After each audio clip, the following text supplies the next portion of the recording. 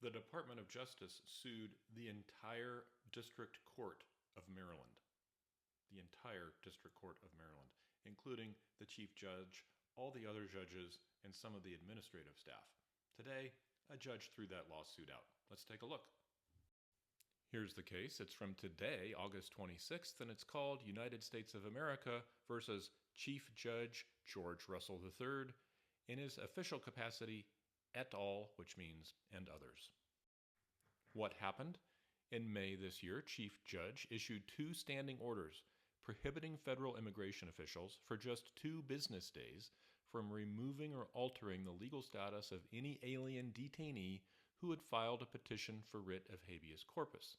Habeas corpus means you bring the person into court and decide what should happen to them. Chief Judge Russell and his colleagues were concerned that, absent a brief stay, many of these habeas petitioners, the individuals, would be transferred to detention facilities outside the state of Maryland. Why? Because that had happened before, and thus outside the district court's territorial jurisdiction before a judge even had the opportunity to read their petitions, let alone rule on their claims. This has become standard MO for this administration. The United States of America, through the Department of Homeland Security, sued. The plaintiffs took umbrage at Chief Judge Russell's actions. The executive, the president, contends that the recent standing orders constitute a direct assault on its plenary authority to police immigration matters and enforce the nation's immigration laws. Rather than going through proper channels, they decided to take a different, more confrontational path entirely. And let's look at footnote number 2. Indeed, over the past several months, principal officers of the executive and their spokespersons have described federal district judges across the country as left-wing, liberal, activists, radical, politically minded, rogue, unhinged, outrageous, overzealous, and unconstitutional, crooked, and worse. Although some tension between the coordinate branches of government is a hallmark of our constitutional system, this concerted effort by the executive to smear and impugn individual judges who rule against it is both unprecedented and unfortunate.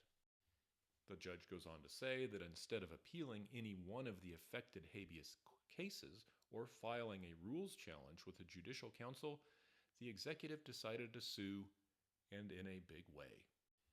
On June 24th, the executive filed a complaint in the District of Maryland naming Chief Judge Russell as the lead defendant, but adding, ostensibly for good measure, every other active and senior, i.e. semi-retired, judge in the district, 15 in total, the clerk of court, and the court itself.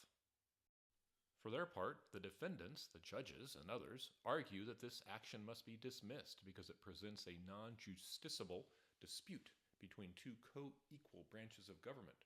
Specifically, they assert that because the standing orders are quintessential judicial acts, the named judges are absolutely immune from this or any other suit. Immunity. Sound familiar? As explained in detail below, this court agrees, nearly across the board. Any fair reading of the legal authorities cited by defendants leads to the ineluctable conclusion that this court has no alternative but to dismiss. To hold otherwise would run counter to overwhelming precedent, depart from long-standing constitutional tradition, and offend the rule of law. So, you can go back to the first page if you'd like to see this. The New York Times has a link to it if you'd like to read through the rest.